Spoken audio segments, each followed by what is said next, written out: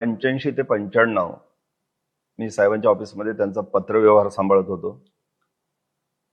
केवळ पत्रव्यवहार नव्हे तर साहेबांच्या सोबत मी तुरुंगात देखील होतो. त्यांना पहिला अटॅक जेव्हा आला तेव्हा तांबे हॉस्पिटलमध्ये त्यांची पूर्ण सेवा मी केली. त्यांना आंघोळ घातली, भरवलं, त्यांचे पाय चेपले. माझं भाग्य थोर आहे त्या अर्थानं. त्यामुळे साहेब गेल्यानंतर मी कोल्हापूरला निघून गेलो. तिथे देखील मी माझ्या परीनं आनंद कार्य सुरू ठेवलेलं आहे. आता इकडची निवडणूक लागलेली आहे आमच्या बालेकिल्ल्यातली, साहेबांच्या ठाणे जिल्ह्यातली, म्हणून मी आलोय. त्यामुळे कोल्हापुरात माझ्या परीनं शाहू छत्रपतींचा, महाविकास आघाडीचा जेवढा प्रचार करता येईल तसा मी केला. इथे आल्यानंतर आता मी बाळ्यामामा म्हात्रे भिवंडी कल्याणमध्ये प्रचार करतोय. डोंबिवली मतदारसंघामध्ये वैशालीताई दरेकर आमच्या आहेत मशाल घेऊन, त्यांच्या प्रचारासाठी मला बोलावलेलं आहे. एक रुखरुख लागून राहिली होती की माझ्या ठाण्यामधल्या माझे गुरुबंधू भाई राजनजी विचारे साहेब यांचा प्रचार मला करायचा होता. कसा करता येईल हे मी पाहत होतो. तर मला आज मुक्तपणे मला बोलायला सांगितलेलं आहे या विषयावरती. या प्रचारासाठी मी आलेलो आहे. कारण एवढ्या लांबून येणं म्हणजे कोणी अमिताभ बच्चन किंवा बाजीराव सिंगम येऊन देश वाचवणार नाहीये. आपल्यालाच बाहेर पडावं लागेल. आणि मी शिवसैनिक आहे, बाळासाहेबांचा शिवसैनिक आहे, दिघे साहेबांचा शिवसैनिक आहे. ही निवडणूक अत्यंत महत्वाची मला वाटते. तुम्ही जर म्हणाल की आता ठाण्यामध्ये कोण निवडून वगैरे येईल, मतदार राजाच्या हातात आहे, परंतु मला खात्री आहे की फक्त विचारत येतील. त्याचं कारण वेगळं आहे. आता त्यांच्या विरोधी उमेदवार मला वाटतं नरेश म्हस्के आहेत. दिघे साहेबांकडे मी असताना माझ्या समोरच्या खुर्चीवर अनेक वेळा येऊन ते बसलेले आहेत. त्यांच्या स्वरामध्ये जो एक अहंकार, एक माजोरडेपणा किंवा एक दुटप्पीपणा जो मला आढळतो, तर ठाण्यासारखे सुज्ञ मतदार असलं नेतृत्व नाही स्वीकारणार. कारण हा मतदारसंघ रामभाऊ म्हाळगी, रामभाऊ कापसे, दिघे साहेबांनी या इथल्या माणसांच्या मनाची मशागत केलेली आहे. आणि नाटकच बघायचं झालं तर ठाणेकर घाणेकरला किंवा गडकरीला जातील ना. राजकारणातलं नाटक त्यांना पसंत पडत नाही. त्यामुळे मला नाही वाटत की मस्केंचा कुठे निभाव लागेल. आता विचारे साहेबांबद्दल म्हणाल तर ते माझे गुरुबंधू आहेत. त्यांचं आणि दिघे साहेबांचं नातं जर मला विचाराल तर काय म्हणूया आपण, महाराज आणि मालुसरे, तानाजी मालुसरे. कारण साहेबांनी कानगोष्ट करावी ती राजेन विचारेंशीच, आपल्या मनातलं बोलावं त्यांच्याशी. कधी कधी काय व्हायचं, त्यावेळी विचारे साहेबांच्याकडे एक जुनी स्कूटर होती, मला आठवतं, बजाज निळ्या रंगाची, जुनी होती. आणि मग अत्यंत महत्वाच्या कामासाठी कधी कधी साहेब पटकन बाहेर यायचे, राजू म्हणून हाक मारत, आणि विचारे साहेबांच्या मागे बसायचे. एवढेसे आमचे ठेंगणे ठुसकेसे साहेब. आणि ते दोघेच कुठेतरी जायचे, त्यावेळी मला रुखरुख आणि चुटपुट लागायची की एवढा मोठा माणूस मागे बसलाय, त्यांच्या संरक्षणाचं वगैरे मला भीती वाटायची. नंतर माझ्या डोक्यात यायचं कशाला घाबरू, कारण पुढे वाघ बसलेला आहे विचारे साहेब. खूप प्रेम होतं साहेबांचं त्यांच्यावरती, मी पाहिलेलं आहे ना. आणि धाडसी तर एवढे की त्यावेळी ठाणे महापालिकेत म्हणजे काही गुंडपुंड नगरसेवक पण होते, ज्यांचा दादा म्हणून धाक होता. त्यांच्या अंगावर विचारे साहेब कसे इरेसरीनं चालून गेलेले ते मी पाहिलेलं आहे. खूप प्रेम त्यांचं साहेबांच्यावरती, नातंच विलक्षण होतं ते. आता तुम्ही म्हणाले की बघा मग शिंदे साहेबांचं नातं कसं होतं, एकनाथ शिंदेचं, तर मी तर सांगेन की बाबा असंख्य शेकडो प्रमुख कार्यकर्त्यांपैकी एक एकनाथ शिंदे होते. हे तर मी 85 आणि 95च्या दरम्यानचं सांगतो.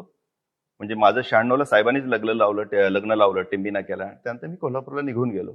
त्यानंतरच्या 4-5 वर्षात काय साहेबांच्या गळ्यात ते ताईत झाले असले तर मला ठाऊक नाही. पण त्याला कोणताही माझ्या ऑफिसमधला माझा सहकारी मित्र त्याला दुजोरा देत नाही. शिंदे हे फक्त कार्यकर्ते होते, चांगले कार्यकर्ते होते.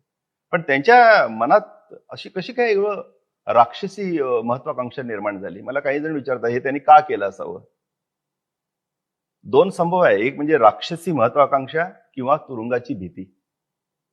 पण त्यांनी जे केलं ते खूप वाईट केलेलं आहे. एक तर मराठी माणूस संघटित होत नाही. 400 वर्षांपूर्वी महाराजांना ते कसं तरी शक्य झालं. त्यानंतर 450 वर्षांतर बाळासाहेबांनी मराठी माणसाला संघटित केलं, अस्मिता फुलवली, आणि त्या मराठी माणसाच्या अस्मितेवर त्यांनी घाव घातला. त्यांच्या कुटुंबालाच नव्हे, माझ्याही कुटुंबाला रडवलं. महाराष्ट्रात असंख्य लोकांच्या डोळ्यात पाणी आलं. किती वाईट काम केलं तुम्ही, कशासाठी केलं मी म्हणतो. आज महाराष्ट्रात सकाळी उठल्यानंतर मी बघतोय सोशल मीडियावरती हजारो लोक तुम्हाला काय काय म्हणतात, गद्दार म्हणतात. काय मिळवलं तुम्ही, हा प्रश्न आहे माझा तुम्हाला. काय दिलं नव्हतं त्यांनी तुम्हाला. आणि आता दिघे साहेबांना तुमच्या म्हणे शिंदे साहेबांनी महाराष्ट्रभर पोहोचवलं, फलक लावून, बोर्ड लावून. ती नको होती प्रसिद्धी हो आम्हाला आमच्या साहेबांची. अहो, दिघे साहेबांचे बोर्ड इथे लागलेले आहेत छातीमध्ये लोकांच्या, ते वादळ वाऱ्याने फाटले जात नाहीत, त्याचा रंग उडत नाही. तुम्ही ज्यावेळी ही गद्दारी केली ना, त्यावेळी त्या नाशिकच्या एका रस्त्यावरती मी बघितलं, तुमच्यावरती पेकलेले शिवसैनिकांनी फेकलेले शेणगोळे आणि चिखल, तो आज दिघे साहेबांच्या प्रतिमेवरती त्याची शिंतोडे उडाले. काय मिळवलं तुम्ही? हा माझा प्रश्न आहे शिंदेना. भाई म्हणायचो आम्ही तुम्हाला, एक अपेक्षा होती तुमच्याकडून आम्हाला. काय केलं हे? आज महाराष्ट्रामध्ये असंख्य लोक तुम्हाला जी कृतज्ञ म्हणतात ना, वाचत असालच तुम्ही. त्यांच्या मनात काय येत असेल हो? अशा कृतज्ञ माणसाचा गुरु हाही असाच होता की काय? दिघे साहेबांच्याबद्दल तुम्ही संशय निर्माण केला की नाही लोकांच्या मनामध्ये? आणि काढलात मग तो धर्मवीर सिनेमा. त्या प्रवीण तरडेंनी मला बोलावून घेतलं कोल्हापूरवरून. कळलं की हा कलेच्या क्षेत्रातला माणूस आहे, दिघे साहेबांच्या अत्यंत जवळचा आहे. 55 दिवस पान हलत नव्हतं किंवा तुमचं माझ्याशिवाय. मग या दुसऱ्या सिनेमासाठी मला का नाही बोलवलं तुम्ही? दिघे साहेबांच्या प्रेमावरती तुम्ही सिनेमा करताय ना. प्रसाद ओकना शिकवायला मीच होतो, प्रवीण तरडेंशी लेखनाला मदत करायला मीच होतो. नाही, तरडेंचा दोष नाहीये हो, ते तर स्वतःच्या तोंडाने सांगतात मी सगळं काही पैशासाठी करतो म्हणून. आता त्यांचा एका सिनेमातला डायलॉग होता की परिस्थिती जेवढी बिकट तेवढा मराठा तिखट. आता त्यांचा तोच डायलॉग असा झाला की परिस्थिती जेवढी बिकट हिंदू तेवढा तिखट. जेवढं काही मिळत जाईल तसं ते चटणी टाकून आणखी स्पायसी तिखट करत जातात. दोष त्यांचा नाही, पण त्याच्यामागे हात कोणाचे होते हा सिनेमा काढण्यामागे? हा सिनेमा खरा होता? जेव्हा मला कळलं, मी तिथे सांगायला लागलो की साहेब असे होते माझे, शिंदे असे नव्हते, तेव्हा आपले खटके उडायला लागले. आणि मग सुरुवातीला नंदूजी बोलणारे तुम्ही मला नंदूवरती आलात, डच दिलात मला, हरकत नाही. न कळत दुर्दैवाने एका पापात सहभागी झालो होतो, आता दुसऱ्यामध्ये नाहीये, त्याचा आनंदच आहे मला. कदाचित साहेबांनीच मला थांबवलं असावं. फार चुकीचे केलंय तुम्ही हो. मोदी मोदी त्या माणसाचं ना या देशावर प्रेम आहे, ना हिंदूंवर प्रेम आहे, ना गुजरातवर प्रेम आहे. त्या माणसाचं प्रेम फक्त खुर्चीवर आहे. आणि त्याच्या सोबत जे आहे ते अमित शहाचं फक्त त्या खुर्ची समोरील गल्ल्यावर आहे. किती बोलावं, काय बोलावं मी मोदींविषयी? स्वतःच्या तोंडाने सांगत फिरतात ना, 40 वर्ष भीक मागत फिरलो, मग नंतर हिमालयात गेलो, मग नंतर चहा विकत फिरलो. असं असतं का कुठे काय? केवढा ढोंगी माणूस, केवढा नाटक. आणि त्यांचीच री ओढत शिंदे तसंच वागतायत. करेक्ट कार्यक्रम केला, सर्वसामान्यांचं सरकार आहे. काय काय काय काय हे पचनी पडेल तुम्हाला वाटतं? ठाणेकरांना नाही. ठाणे हा खूप सुज्ञ मतदार आहे हो, ते ओळखतात, त्यांना नाही आवडत नाटक. विचारे साहेबांची प्रतिमा बघा तुम्ही जरा. मी तर भाषी बोलणार नाही, बोलण्यापेक्षा काम जास्त करणार. विकास वगैरे तर तुम्ही बोलत नाही, कारण विकास हा मागे पुढे होतो. त्याने विकासाची प्रचंड कामं केली तसं मला माहिती आहे, मी काय ठाण्यात राहत नाही. पण विकासापेक्षा विश्वास. आता मस्क्यांना विश्वास कोणावरती असेल की शिंदेवर किंवा मोदींवर विश्वास असेल? राजनजी विचारेंना विश्वास आहे तो मतदारांच्यावरती, आणि हा त्यांना विजयी करणार आहे प्रचंड मोठ्या प्रचंड मताधिक्याने विजयी करणार आहे. कारण एवढा मोठा मतदारसंघ सांभाळणं हे मस्कींच्या आवाक्यातलं नाहीये. तेवढी कुवतच नाही, आवाका नाही. मी बघितलेलं आहे ना त्यांची भाषा, जी आता सोशल मीडियावरती किंवा टीव्हीवरती ज्या पद्धतीनं ते बोलतात, नाही आवडत. लोक नाहीच जवळ जात. लोकांना एक वेळ आमचं काम न करणारा नेता चालेल, पण नेता इतका सोज्वळ असायला हवा, इतका आकर्षक आणि इतका छान वाटायला हवा. आणखी काय सांगता येईल? काही जण म्हणतात की बाबा बाळासाहेबांचं दिघे साहेबांचं काय नातं होतं. मी लेखक असून देखील मला अजूनही नाही त्यांची तुलना करता आली, कारण दोन्हीही अतुलनीय होते. बाळासाहेब बाळासाहेबच होते, दिघे साहेबच होते. आणि नातं कसं सांगावं, आकाशाचं सूर्याशी कसं नातं सांगावं? नाही सांगता येणार. आणि त्यांच्याबद्दल संशय निर्माण केला गेला ना या सिनेमातून. मी नव्हतो तिथे, साहेब गेले त्यावेळी. मी वेडा झालो होतो, गावी होतो. जेवलेल्या ताटावरून उठून मी गावभर फिरत होतो साहेब गेले कळल्याचं.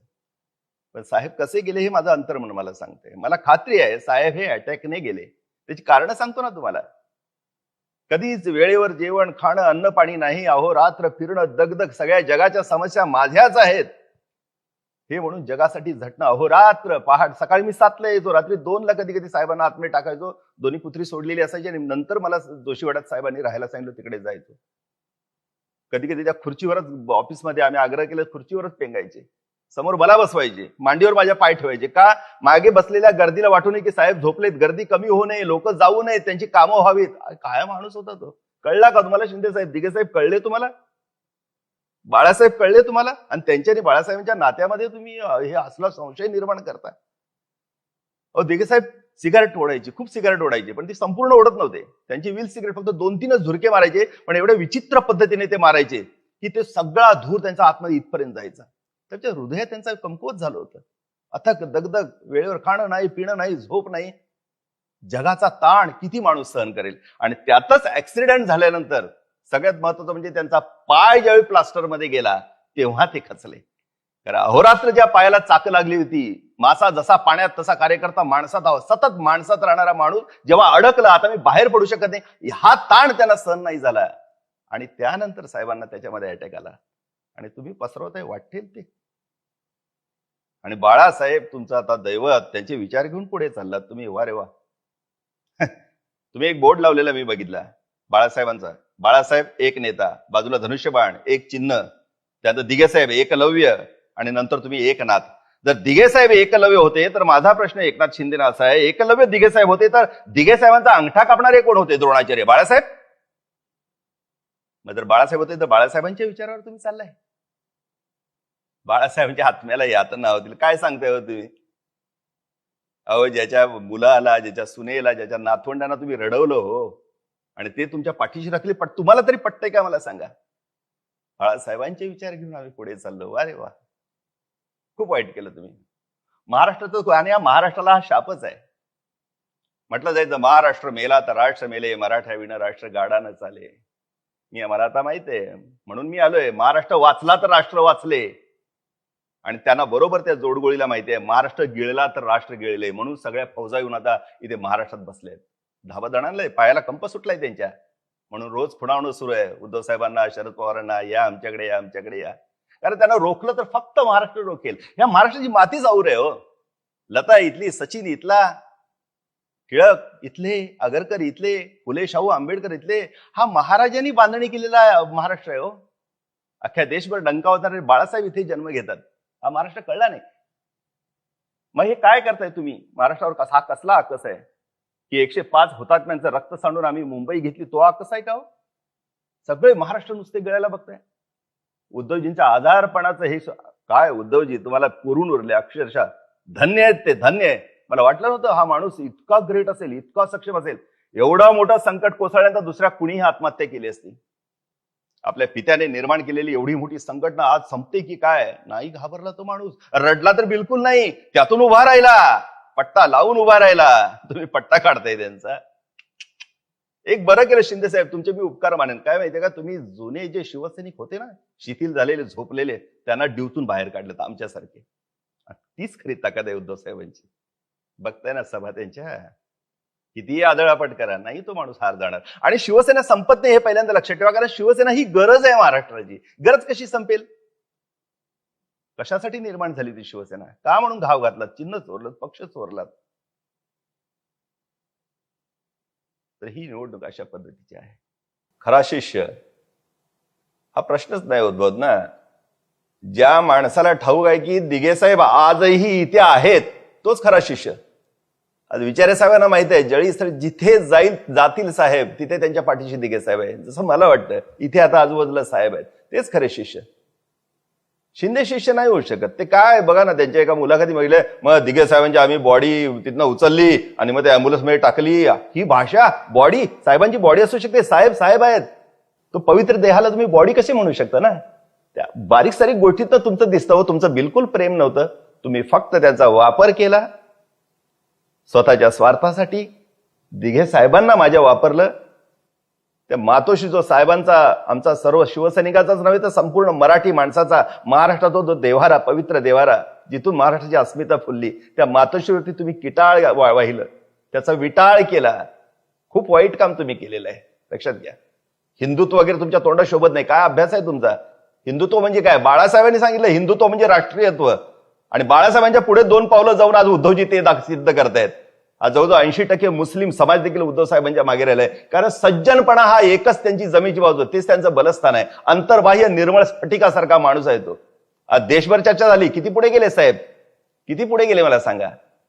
आज देशाचं नेतृत्व चर्चा चालू आहे की पंतप्रधान होण्याच्या योग्यतेचा माणूस. आज देशपातळीचे नेते तुम्ही त्यांना केलं, त्याबद्दल मी तुम्हाला धन्यवादच देईन. आणि आम्हाला तुम्ही बाहेर काढलं. आणि ही शिवसेना अशीच तेजानं तळपत राहणार आहे.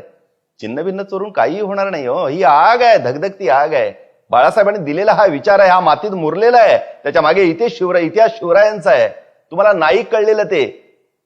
काहीतरी लांड्या लबाड्या करून कपट कारस्थान करून हा महाराष्ट्र जर विजू पाहत असाल तर तुम्हाला ते कधी शक्य होणार नाही. ही चीड आहे. कारण आमच्या बायका मुलांना तुम्ही रडवलेलं आहे. तुम्ही नाचलात तिथे उद्धव साहेब खुर्चीवरून खाली उतरल्यानंतर. संपूर्ण महाराष्ट्र डोळे पाणावले होते. तुम्हाला काहीच नाही वाटलं.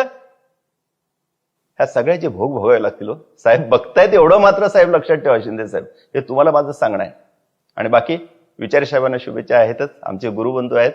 असेच ते मोठे व्हावे, दिल्लीमध्ये सरकार यावं, तिथे त्यांनी मंत्री व्हावं. आणि खरोखर या महाराष्ट्राचा लौकिक वरती बाळासाहेब दिघेसाहेब दोघे बसले असतील तर बघ रे आपला राजू काय करतोय, वा वा वा. खूप आनंददायी वातावरण निर्माण व्हावं एवढीच एक इच्छा बाळगतो मी परमेश्वरासमोर आणि त्या पवित्र आत्म्यांसमोर. धन्यवाद.